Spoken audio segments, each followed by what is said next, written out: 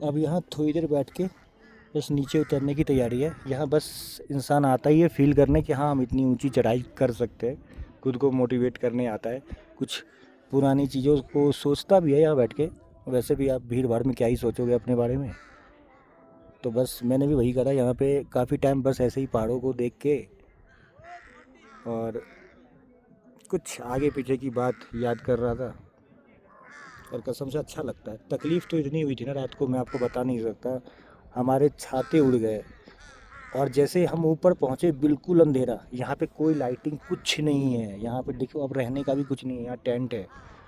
ये देखो, ये जो आप टेंट देख रहे हो ना, ऐसे ऐसे टेंट बने रहते हैं। इसी टेंट में आपको सोना है। और स्नो भी पड़ती है, तेज़ हवाएं चलती है, बर्फ़ गिरती है। तो बहुत ही प्रॉब्लम है यहाँ पर। यही बात है, इसी प्रॉब्लम को तो इंसान फेस करने आता है यहाँ पे। अगर आप प्रॉब्लम से लड़ोगे नहीं तो जीतोगे कैसे। बस यही सोच के हम चलते हैं किसी पहाड़ों पे। खुद को अच्छा लगता है जब आप इतनी तकलीफ़ झेल के इस जगह आते हो ना, तो आपको खुद में अच्छा लगता है कि हाँ ये चीज़ सबके बस की बात नहीं है। कुछ सेलेक्टेड ही आदमी आते हैं यहाँ तक जिनके अंदर जुनून है कुछ करने का। और ये सामने आप जो देख रहे हो धौलाधार रेंज है। और कितना प्यारा लग रहा है। वहाँ धौलाधार रेंज तक तो कोई नहीं जाता, वो बस ऐसे ही देखने में ही अच्छा लगता है। वहाँ तक जाने से देखो वहाँ कितनी स्नो पड़ी हुई है। और हम धौलाधार रेंज से थोड़े नीचे हैं, तो हमें स्नो अभी नहीं। अगर यही आप अगर जनवरी फरवरी में आते यहाँ तो बिल्कुल यहाँ तक भरी रहती है बर्फ़। कल रात को भी स्नो पड़ी, पर ठीक है, वो सुबह धूप खिली ना तो बर्फ़ पिघल गए सारे। अभी थोड़ा थोड़ा ही है, देखो ये देखो, ये देख रहे हो। बस अभी थोड़ा, ये भी अब शाम होते होते तक ख़त्म हो जाएगा। और अभी ये हमारा एक ही पॉइंट है जहाँ नाश्ता खाना मिलता है। खाना सिंपल ही होता है, चावल दाल सब्जी, पर वो खाना बहुत टेस्टी है। जब आप इतनी ऊपर आते हो ना तो ये खाना भी आपको बहुत अच्छा लगता है। और सीरियसली खाना सही में अच्छा ही बनाया भी था। तो अब चलते हैं हम। तो अब आगे चलते हैं, खाना देखते हैं खा के सुबह का ब्रेकफास्ट कैसा है। चाय तो मिल गया हमें, पर आप ये ध्यान रखना जब भी आप यहाँ आना तो अपना कैंप बुक करवा लेना। क्योंकि यहाँ अगर आपने कुछ नहीं किया ना और रात को यहाँ पहुँचे तो आपको कुछ भी ना दिखेगा, रास्ता भी दिखेगा। तो ऊपर आओगे तो आपको गाइड मिल जाएगा जो आपको अपने कैंप साइट तक लाएगा, जो नीचे ही आपको गाइड मिल जाएगा। और यहाँ का प्रोसेस क्या है मैं ये बता देता हूँ। ऊपर पर पर्सन आपका 1000 फ़ी है, जिसमें कैंपिंग भी है और खाना भी इंक्लूड है। अगर ऐसे आप चाय यहाँ लेते हो तो 150 रुपये की एक छोटी सी कप चाय है। खाने का तो छोड़ ही दो, पूछो ही मत। तो बहुत तकलीफ़ हो जाएगा, इसलिए आप यहाँ पे आते हो तो अपना पहले से गाइड बुक कर लो, जो ऊपर पहुँचते ही आपको गाइड।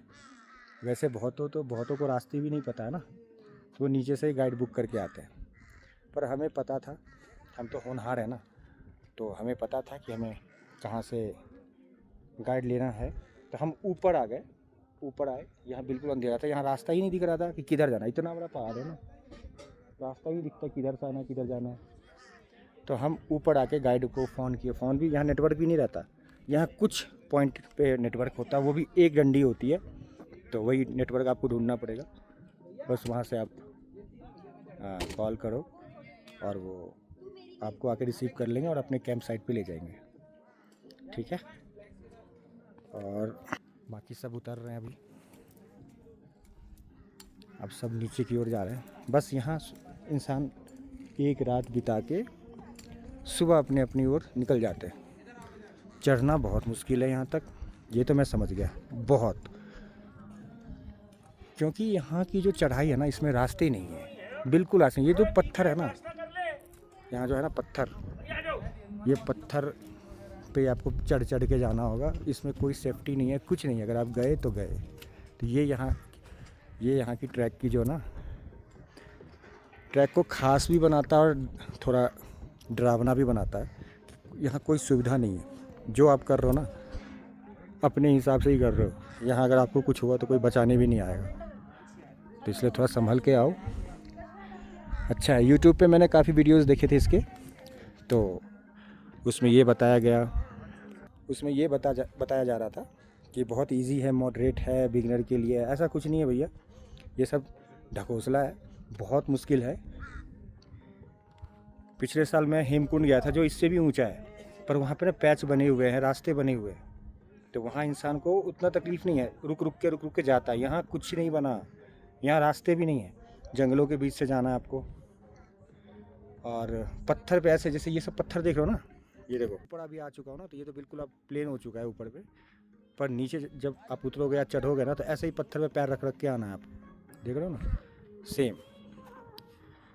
तो जब भी आप आओगे यहाँ तो ये सोच के मत आना कि ये बिगिनर वाला है, इजी होगा। इजी कुछ नहीं है भैया, रोज़ आओगे रोज़ आओगे। और सौरभ अब खाना खा रहा है, अब मैं भी सोच रहा हूँ जाके खा ही लूँ।